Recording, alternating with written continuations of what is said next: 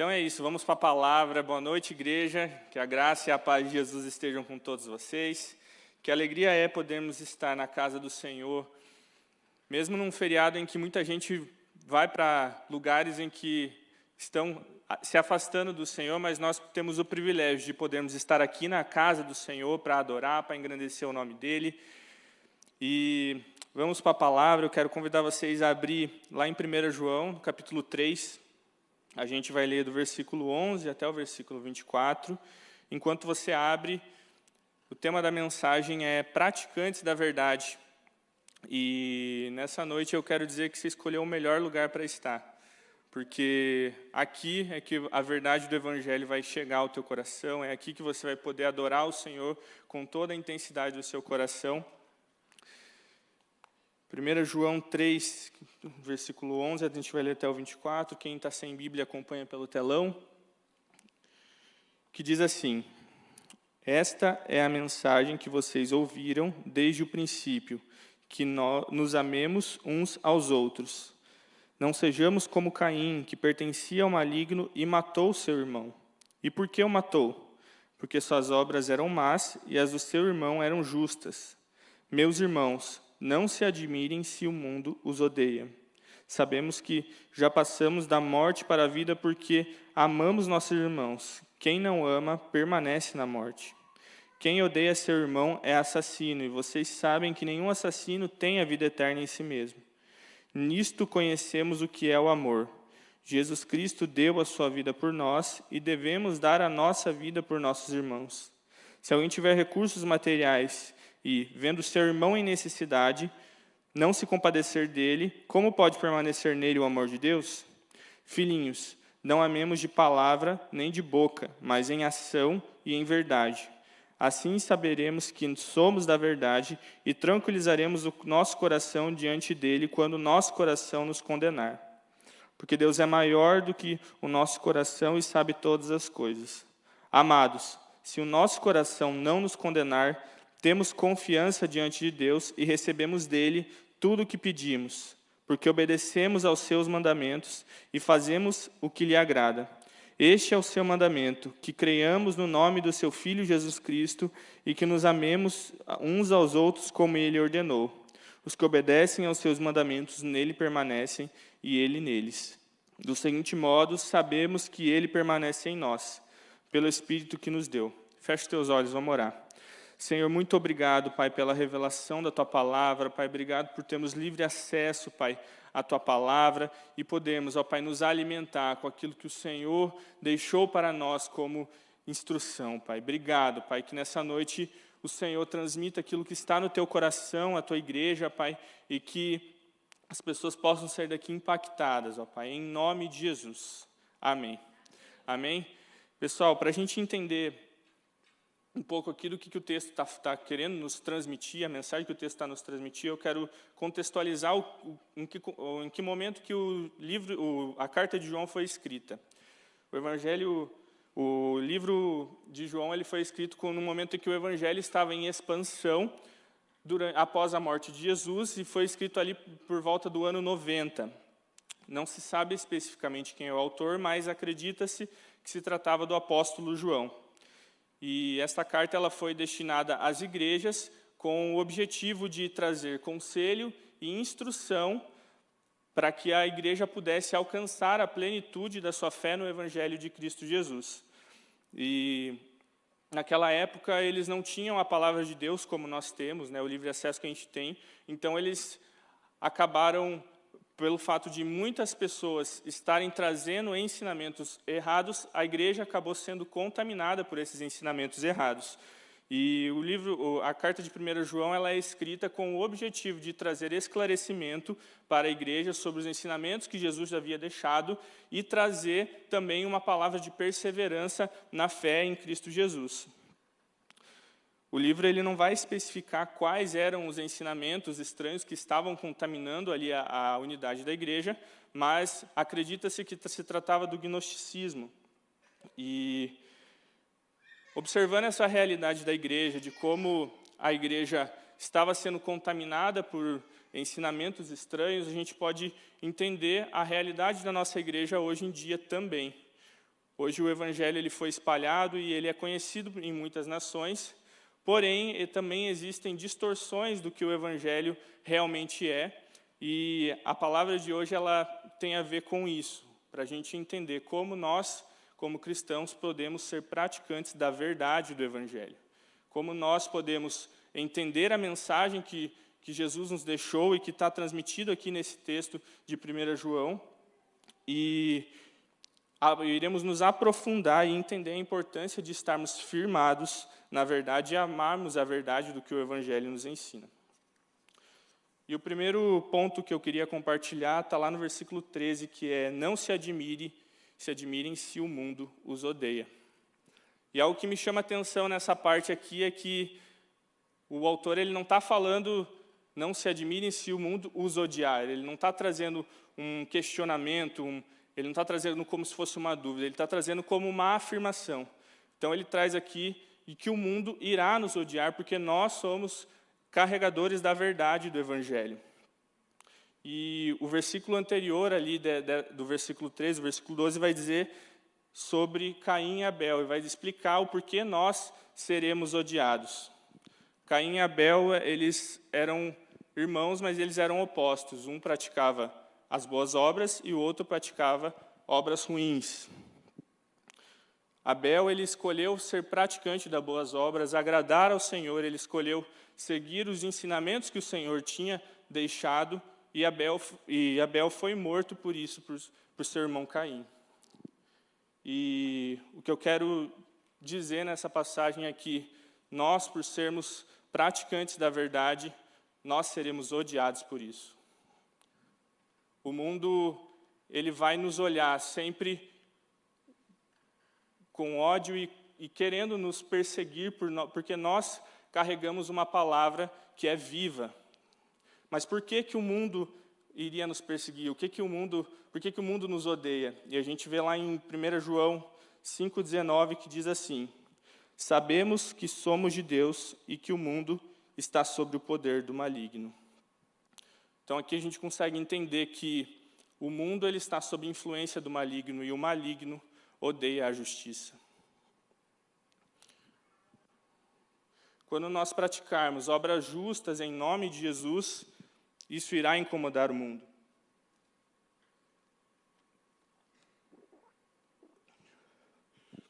O mundo ele está condenado para o maligno, mas a única salvação que existe para o mundo é em Cristo Jesus. E nós precisamos carregar essa verdade do Evangelho de que Jesus, ele é a única esperança do mundo, mas somos nós que vamos transmitir essa esperança.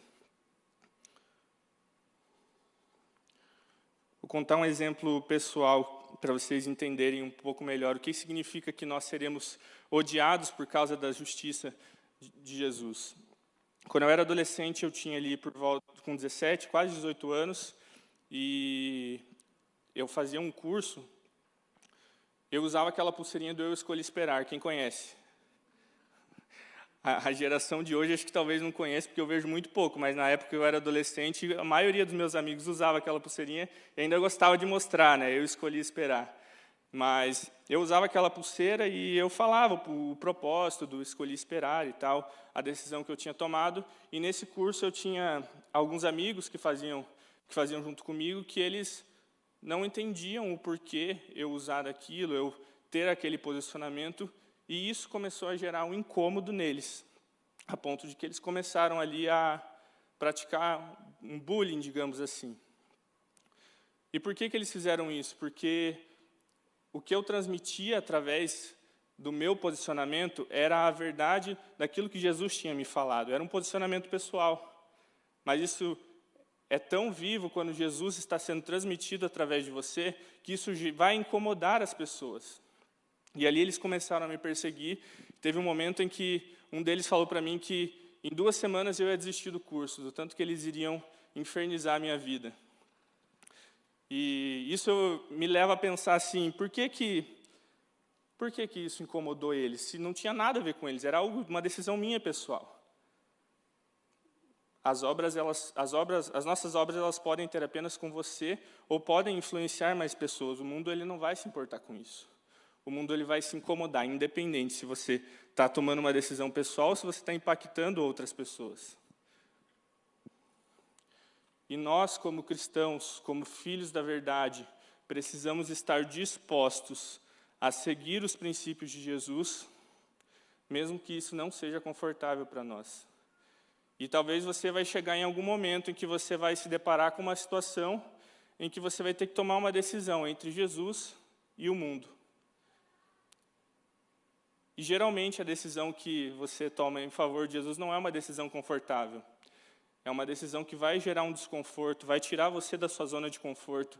Porque seguir os princípios do Evangelho não é fácil, não é para qualquer um.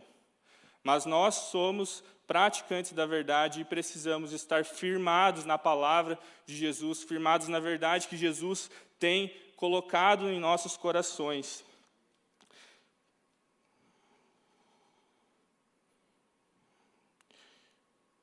As obras, elas vão fazer parte da nossa vida. Aquilo que nós fazemos por Jesus, os nossos posicionamentos, eles vão fazer parte, sejam nas coisas grandes ou nas coisas pequenas. E o que eu quero dizer é que nós precisamos incomodar o mundo. A gente não pode estar confortável com o que está acontecendo lá fora. A gente não pode estar em um lugar em que nós estejamos totalmente tranquilos e não estejamos incomodados com o que acontece fora do mundo. A verdade do Evangelho vai gerar incômodo. Jesus foi o nosso maior exemplo. Jesus, ele incomodou as pessoas por onde ele passava, porque Jesus era um praticante da verdade. Jesus foi morto por ser um praticante da verdade do Evangelho.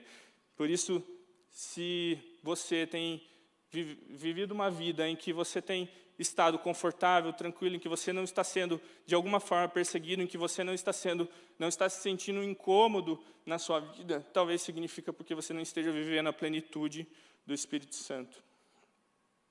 E hoje é o dia que Jesus vai te dar a oportunidade de você decidir viver a verdade do Evangelho, viver a plenitude do Espírito.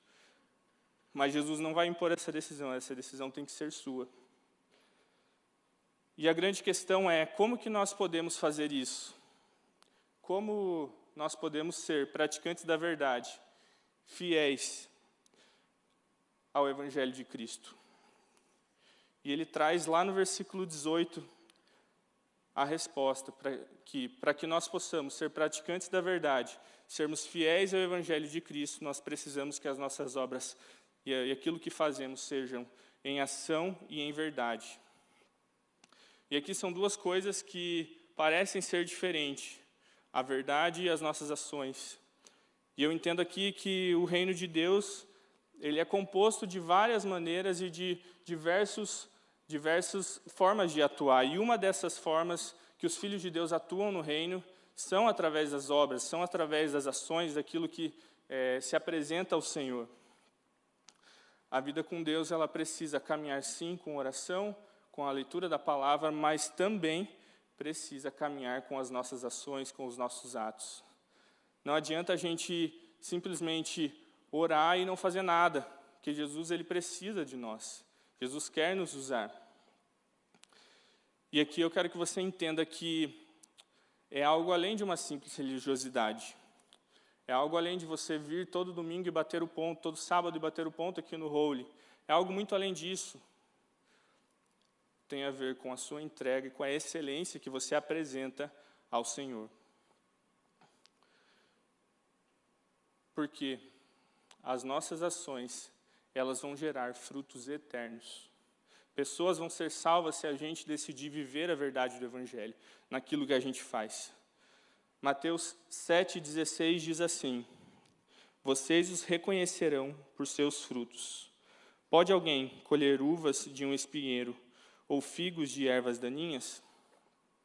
Esse texto aqui está nos dizendo que aonde nós formos, o lugar que nós frequentarmos, nós seremos reconhecidos pelas nossas boas obras. E seremos reconhecidos pelos frutos que estamos dando. Seja você servindo aqui na igreja, seja você servindo no louvor, na recepção, seja onde for, seja orando pela vida de alguém, intercedendo pela vida de alguém, se colocando na brecha pela vida de alguém, seja orando por um irmão ou ofertando na vida dele. Mas as principais ações que Jesus precisa que nós façamos, elas não são aqui na igreja, elas são fora dela. Jesus, ele espera com que nós não tenhamos uma passividade fora da igreja. Porque dentro da igreja é muito fácil a gente sermos amorosos, sermos alegres, sermos disponíveis a servir as pessoas. É muito mais fácil a gente demonstrar compaixão com o nosso irmão aqui dentro, porque a gente pensa mais ou menos parecido. Mas o nosso desafio está lá fora. As nossas ações elas vão muito para além da igreja. E os nossos frutos eles precisam ser evidenciados lá fora. As pessoas elas anseiam por uma resposta de Deus, por uma pessoa guiada pelo Espírito Santo para transmitir, através das suas obras, aquilo que está no seu coração. Tem um senhor que trabalha aqui na igreja que se chama Juarez. Alguns devem conhecer, já viram ele aí, é um senhorzinho bem engraçado.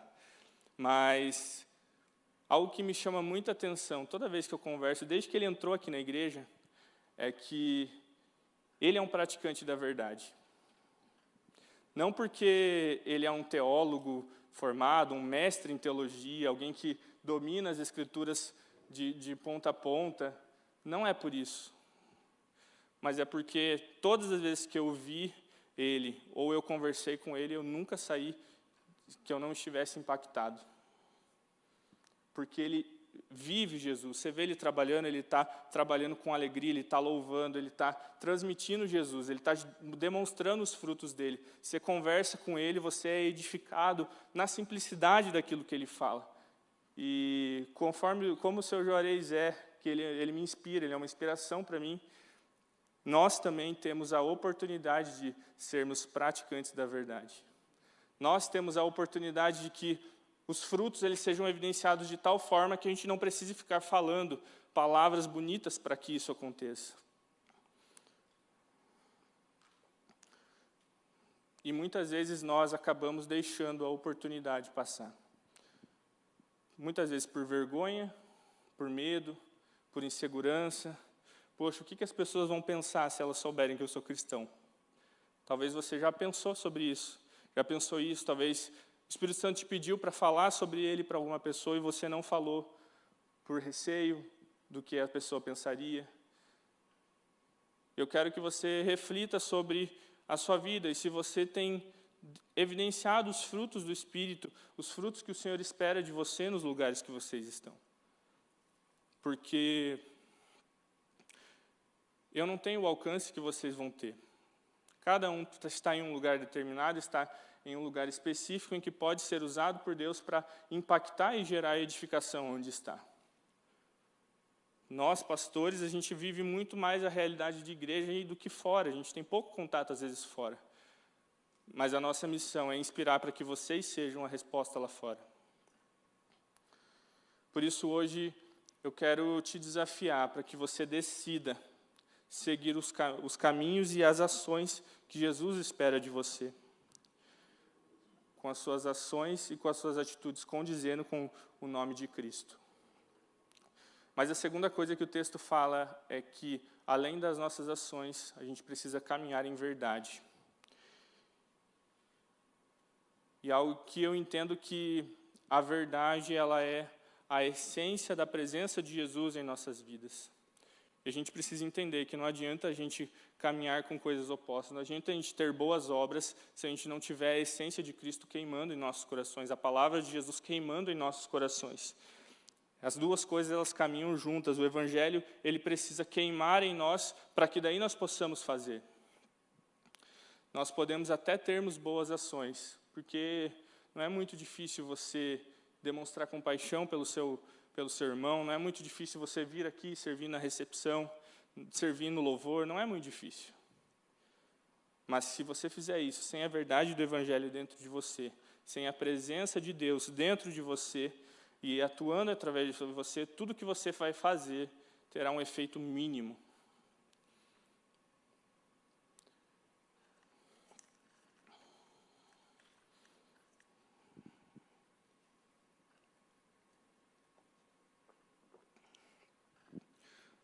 As ações, sem a verdade do Evangelho caminhando junto, é apenas uma religiosidade. Êxodo 33:15 diz assim: Então Moisés lhe declarou: Se não fores conosco, não nos envies.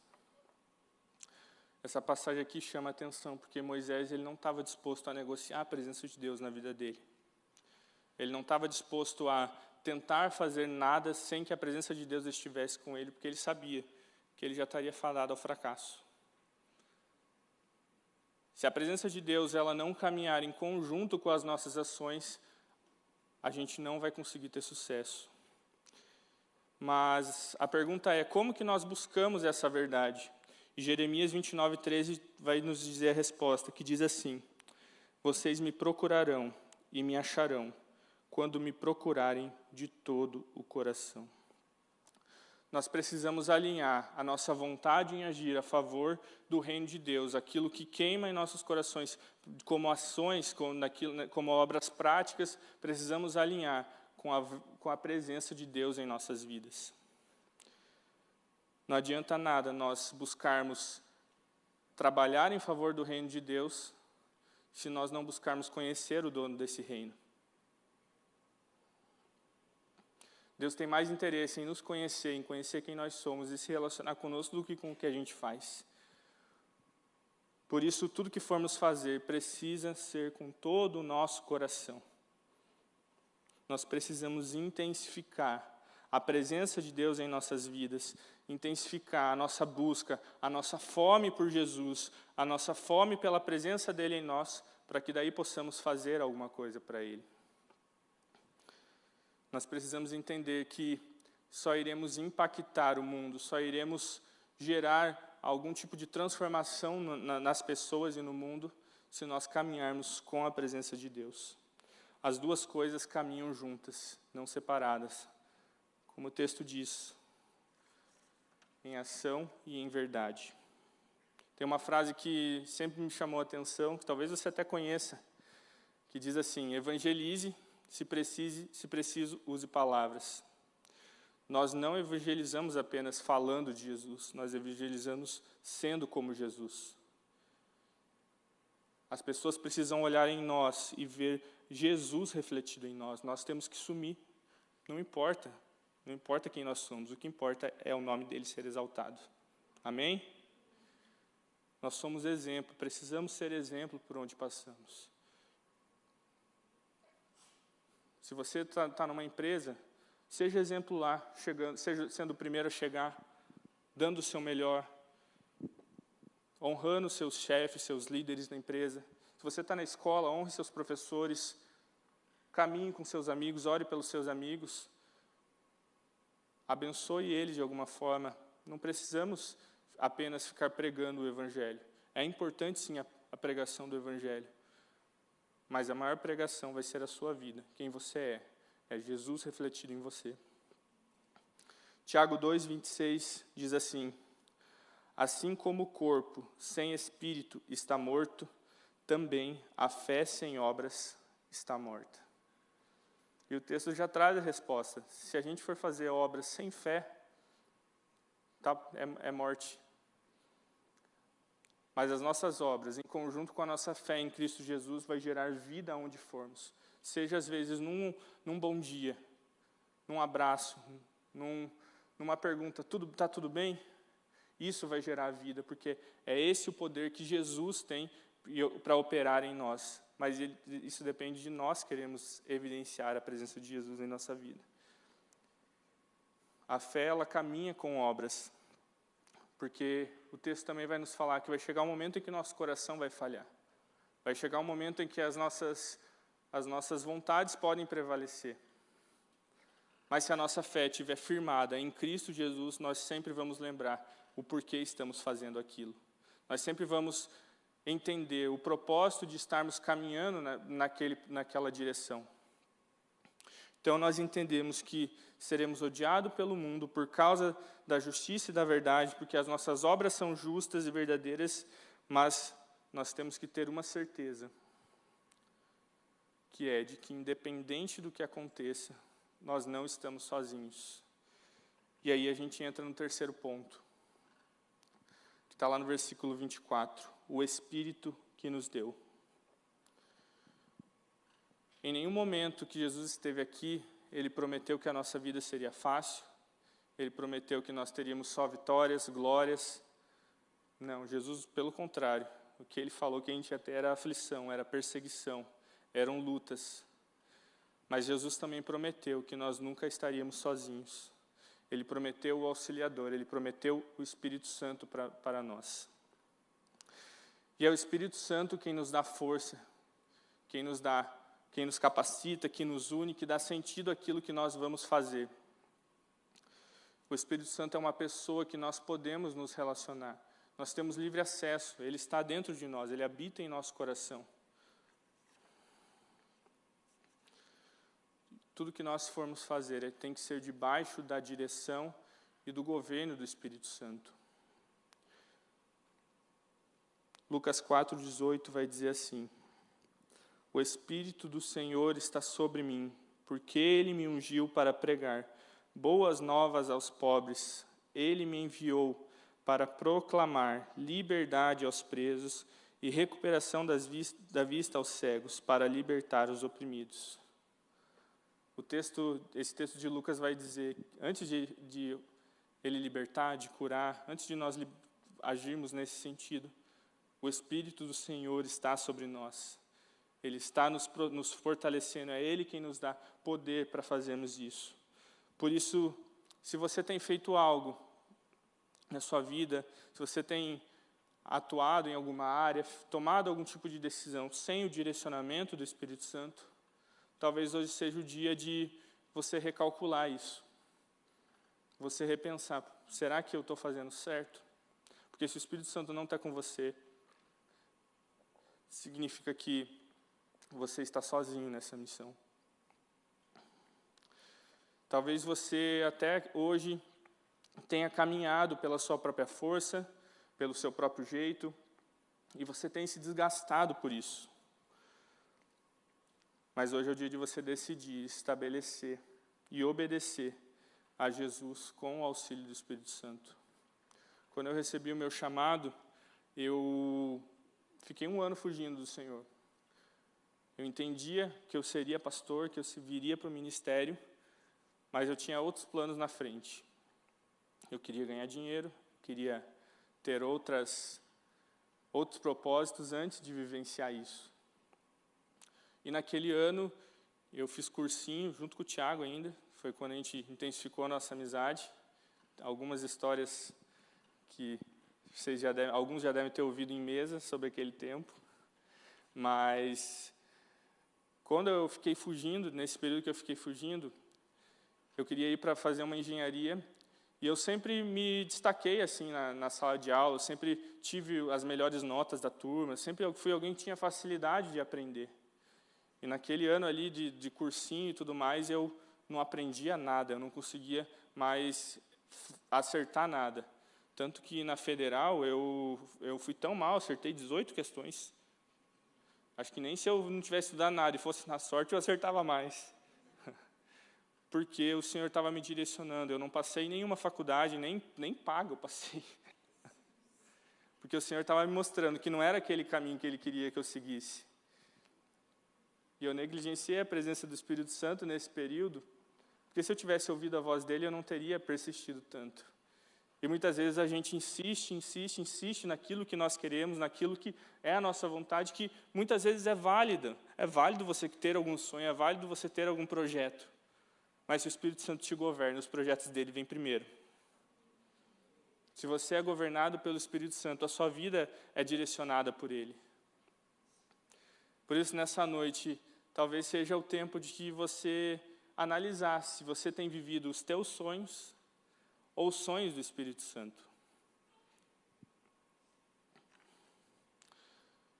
Mas algo também que o Espírito quer gerar em nós é a unidade do corpo de Cristo.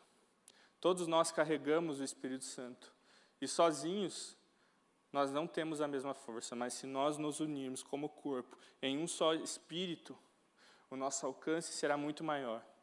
Nós temos uma mesma missão, que é fazer o nome de Jesus conhecido, é fazer o nome de Jesus engrandecido. E se nós nos unirmos nesse propósito, o nosso alcance será muito maior.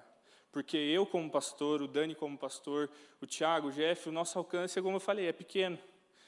Mas eu não sei, o Gui vai estar lá na faculdade dele, ele vai ter o alcance lá, o reino de Jesus vai chegar lá. A Dani vai estar na faculdade, no trabalho dela, o reino de Jesus vai chegar lá, porque nós somos praticantes da verdade, nós revelamos a verdade do Evangelho através de quem nós somos, através das nossas ações. Então, nessa noite, eu quero te convidar para que você escolha viver isso na sua vida, escolha viver os propósitos de Jesus, mas caminhar em unidade com o corpo, essa união que o Espírito vai gerar através de nós.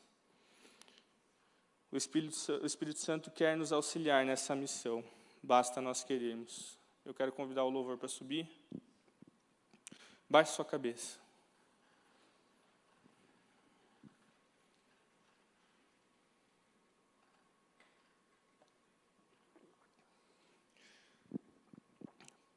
Deus nos chamou para sermos praticantes da verdade, mas para nós sermos, significa que a nossa vida não será fácil.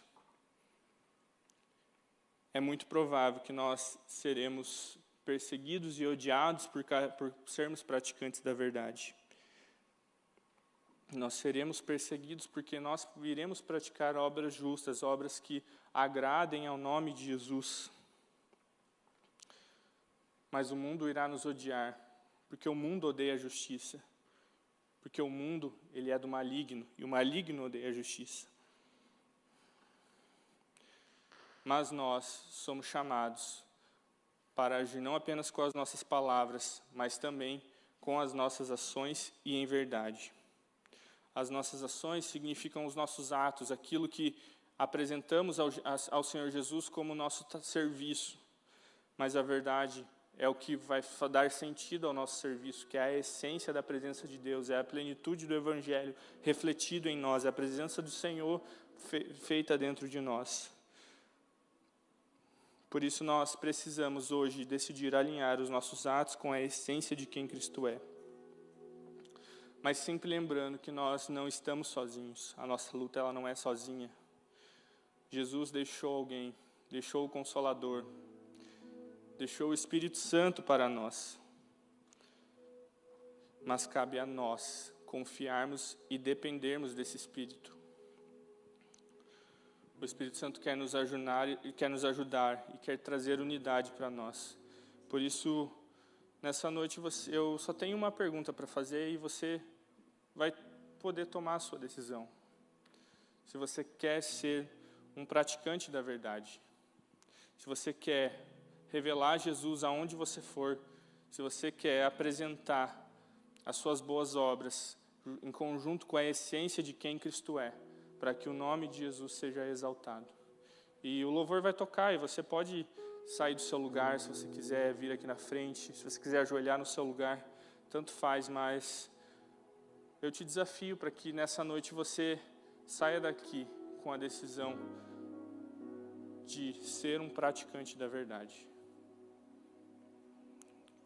Se você quiser, você pode vir. Você pode sair do seu lugar e se ajoelhar aqui na frente.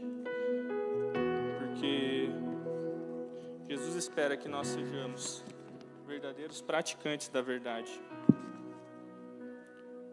Jesus quer transformar a sua vida para uma vida totalmente guiada e governada pelo Espírito Santo. Para que aquilo que você faz para Ele não seja por você, não seja apenas o teu sonho, mas seja também o sonho de Cristo através de você. O sonho que o Espírito Santo vai gerar através de você. Quero que quem está aqui na frente fique de pé também.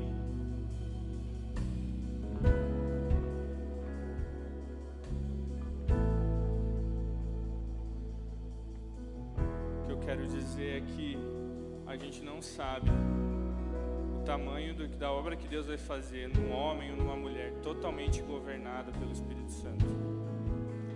E hoje vocês escolheram ser totalmente governados pelo Espírito Santo e vai ser a melhor decisão da vida de vocês.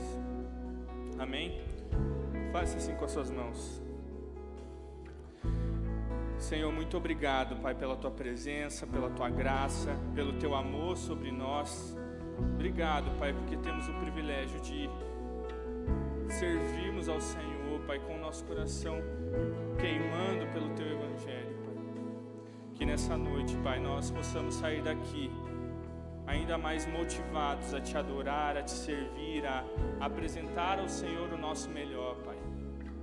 Porque queremos, ó Pai, cumprir as obras que o Senhor espera.